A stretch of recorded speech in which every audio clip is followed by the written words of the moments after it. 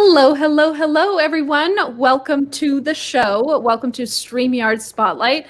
I think we're on episode 23, something like that. Yeah, something like that. We're getting up there. I'm your co-host, Dana Bentz. And I'm your co-host, Kelsey Bentz. Thanks for tuning in, everyone. I'm seeing a lot of people in the comments already. I know. What's up, Hey, Ross? How's Todd. it going? Jesse. Oh, Hey, I saw Todd. Ross. Todd's comment made me crack up just before. Sup, yard rats. We originally, when we first started the show, a lot of people who don't know this, when we first started the show, we called it the Yard because that was kind of like our name. A lot of people call StreamYard the Yard for short. And we liked that name, but it didn't really capture what we actually do on the show. So we switched it to the StreamYard Spotlight because that's what we're actually doing. So we're here to spotlight. We can put our little logo up. We're here to shine the spotlight on a StreamYard creator. So each week we have if you're new here, each week we have someone new on who does StreamYard streams and does them in either unique ways. Hey, Tim, thanks for tuning in. What's up, Tim? I'm here in the land of the bears and the turkeys. I love that. And Beauty Bubble. Hey, Beauty Bubble, thanks for tuning in. Yeah, you guys. So I see a lot of people who tune in every week. So thanks for being here again. But if you are new, we're here to spotlight a member of our community. So today we have on a very interesting guest. So David actually does a very successful live stream to LinkedIn called the Vidor Locksmith Show. And we're here with him tonight. So let's bring him on. David, thanks for being here on the show. Well, thank you so much. I really do appreciate it. It is an absolute honor to be on this show with you two. Yeah, thank you so much. Being here. Yeah, we have a lot of questions to get to. And if you're watching in the audience, let us know if you have any questions for David as we go along. But we want to just give people a brief summary. So can you tell us a little bit about what is the Vidor Locksmith Show? What are you doing on LinkedIn?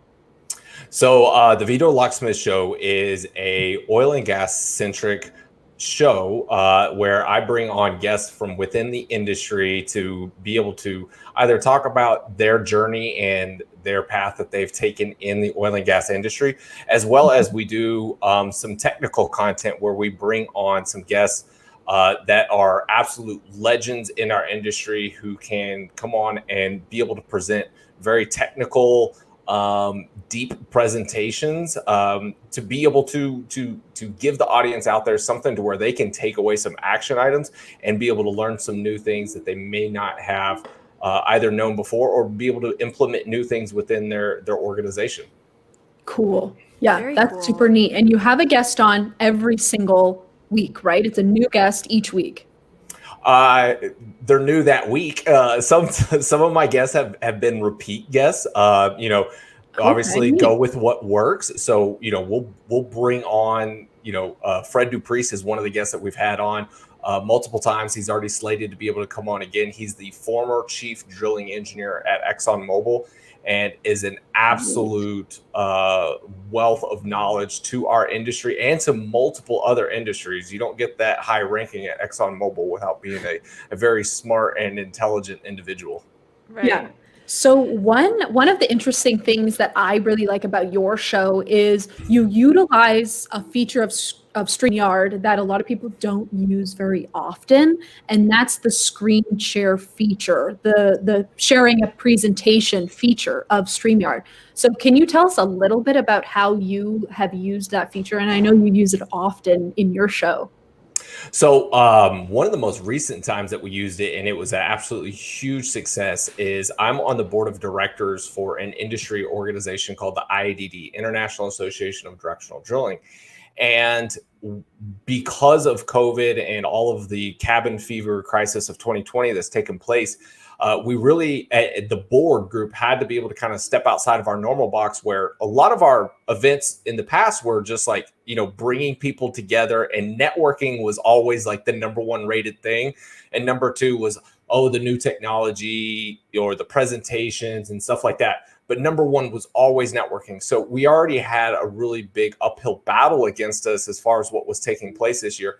So what we did was we said, look, let's just go 100% virtual And because we are the International Association, let's bring in as many international guests as we can and be able to do some presentations. So we did a couple of panel style interviews where we had 6 people, and then in our second presentation, which was a technical presentation by a company, they were able to do the screen share and kind of go through their PowerPoint presentation.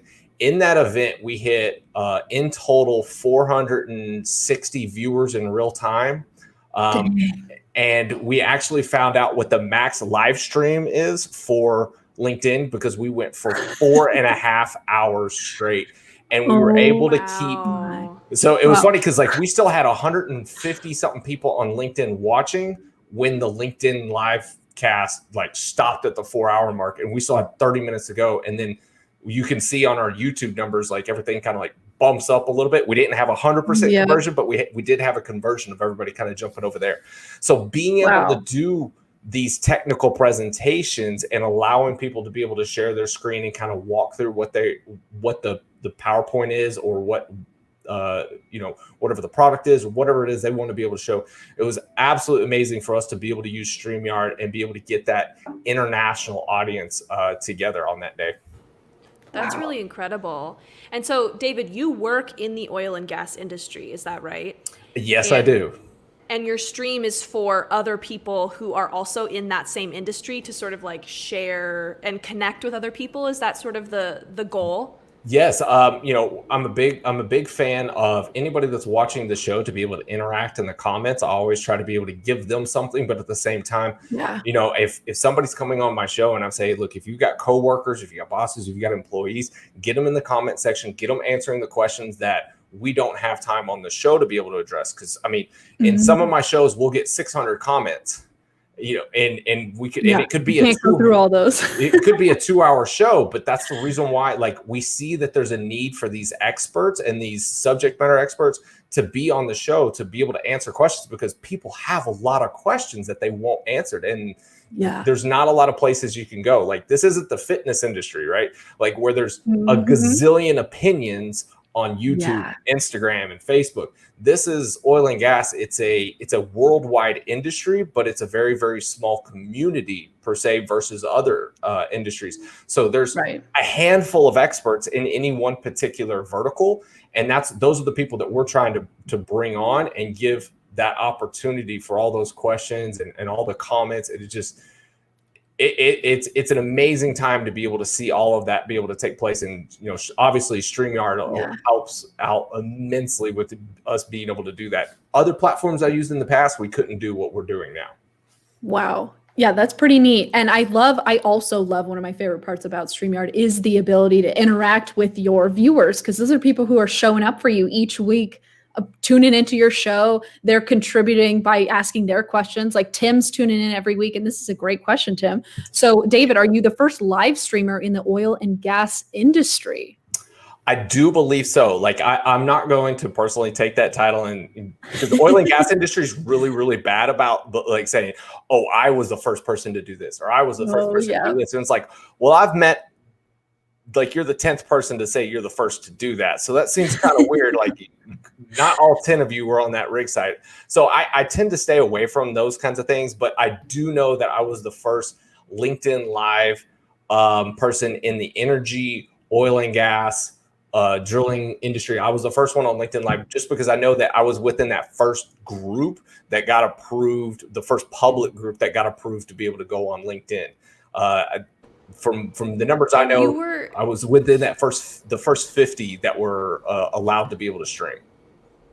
Wow, that's very cool. You were going live on LinkedIn like before you even knew about StreamYard, is that right? Like, you started this on LinkedIn.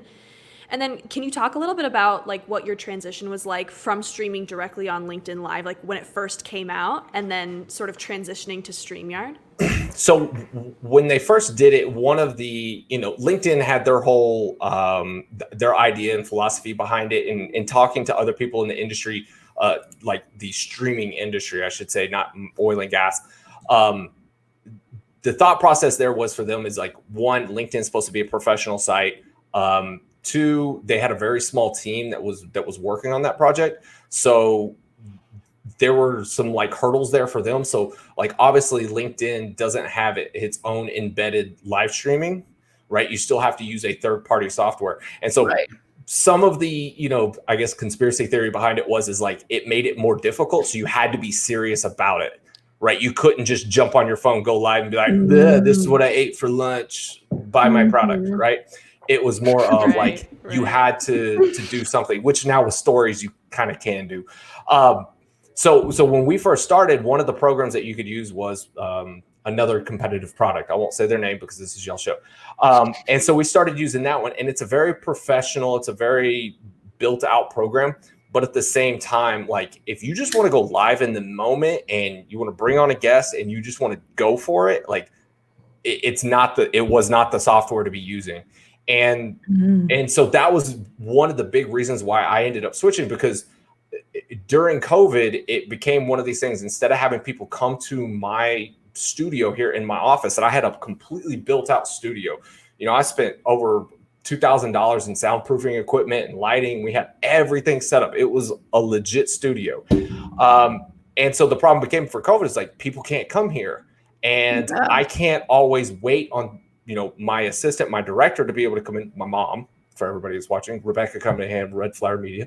So I couldn't wait on her to be able to come to the studio. So I was like, I need to be able to go live now.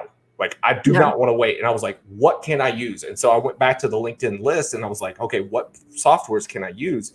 And I used another one at first. And then I was like, I can't even figure this thing out. I was like, it's like another one that was like, I was like, not using this. And so then I was like, the next one was on the list was StreamYard. And so I fired it up. And within like 5 minutes, I was going live. I had 30 people watching. And I was like, this one works. And I was like, here we go. That's and what we love to hear. And I've stuck with it since then. And because of the cabin fever crisis, our viewership has skyrocketed.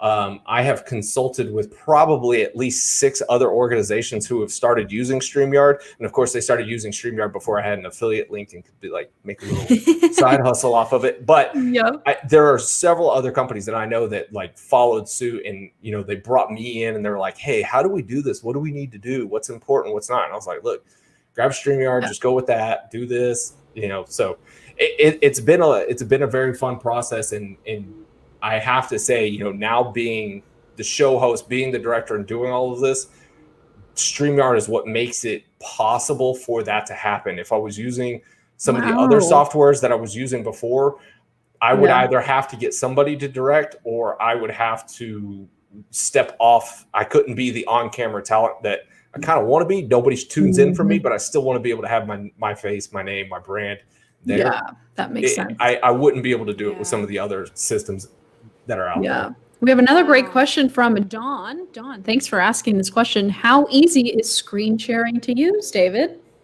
Very easy. Most of the time, like when we're doing this and I've got guests that are coming on, they're like, do we need to do like a pre-show like 3 or 4 days in advance? I was like, no, just get on 15 minutes prior and we'll be fine.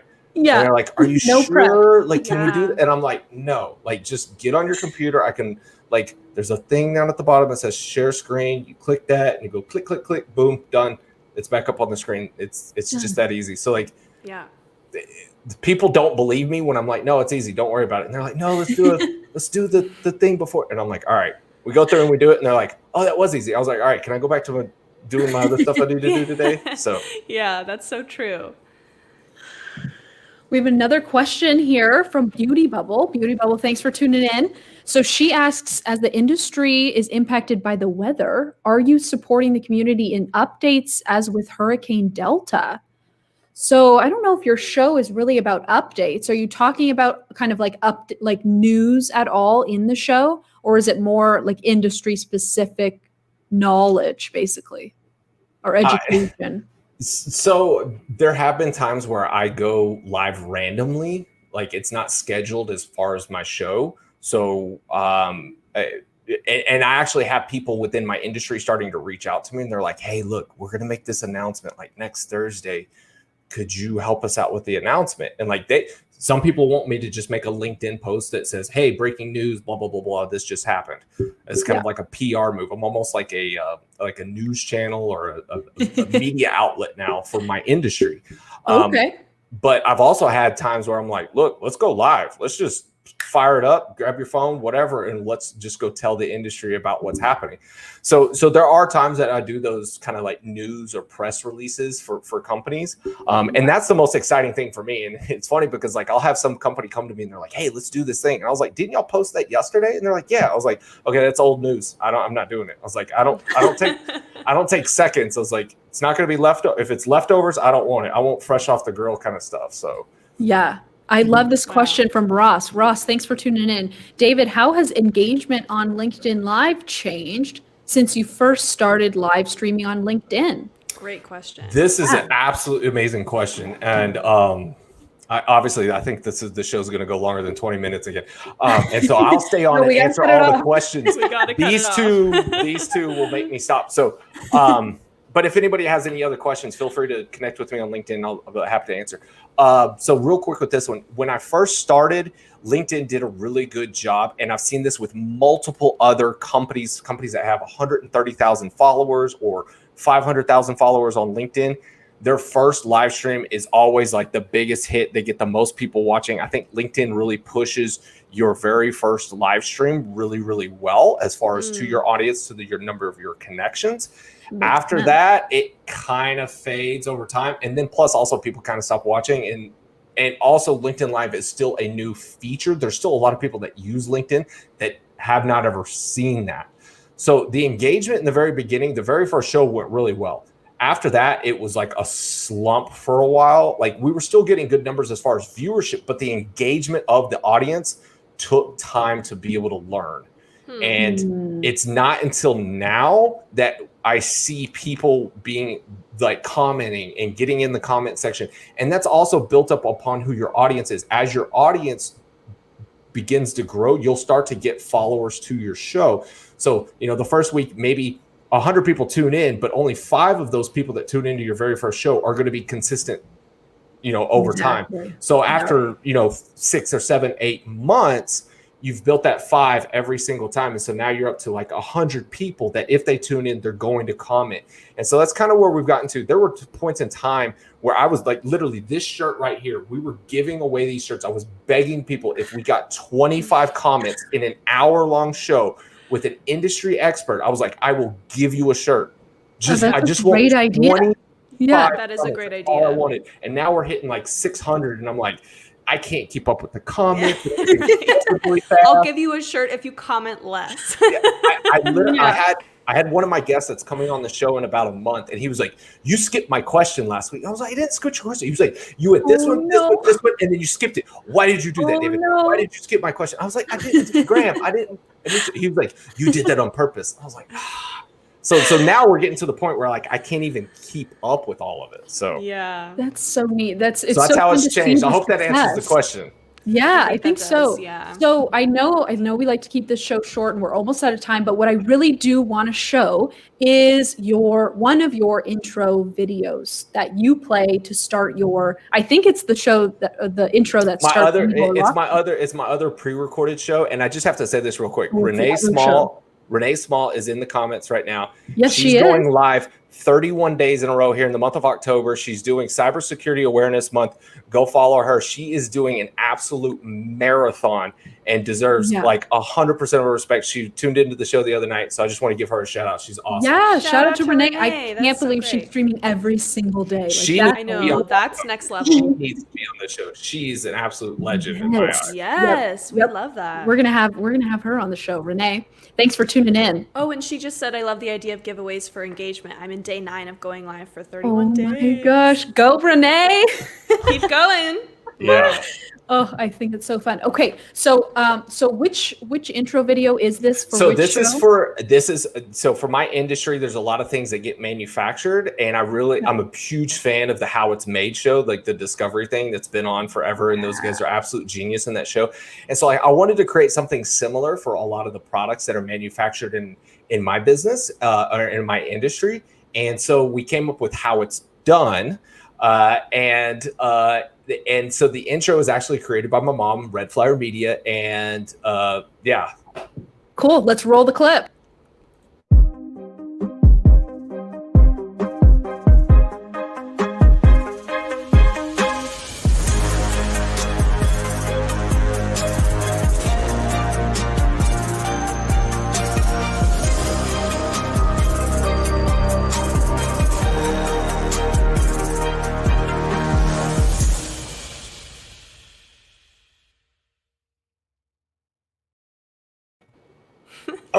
It's so good. It's so crazy. It's so good. It's like the music and it's like the "Are you ready?" It's like it's just and such the a good graphics. intro video. The video is very well done. That It's little so clip well has done. gotten more views than any of the actual shows that it goes with.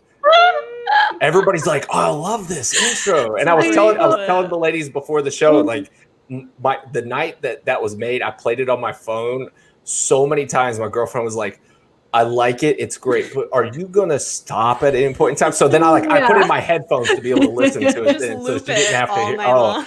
It's awesome. It's so good. Roth says your mom is super talented. Yes, she is. Shout out to her because that video is just. And, awesome. And David said, "I need your help, David, for my wrestling podcast." Yeah. Hey, I would love to be able to help you out anytime, you guys.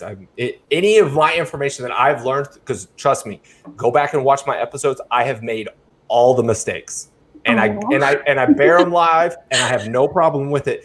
If you want to make sure that you don't make mistakes, feel free to reach out to me anytime. That's so great. That's so nice. This was so fun, and I really liked. Thanks for letting us show your intro because I like showing other people what everyone else is working on. Like that's such a great intro video to hopefully inspire someone else to build their own intro video or build a countdown timer or something. It's so 2-minute countdown timer, at least 1 minute. 2-minute countdown timers are great. You got to have one for your show. No doubt about it.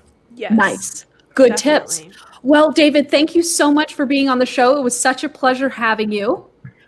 I am so happy that I had the opportunity to be on here. I wish I could share even more knowledge. You guys know me. I like to be able to talk about this, and I'm happy to help out anybody that's watching. Y'all that are out there watching, be sure to follow StreamYard. Be sure to connect with Dana and Kelsey either on LinkedIn, Facebook, whatever it is, your social media stream.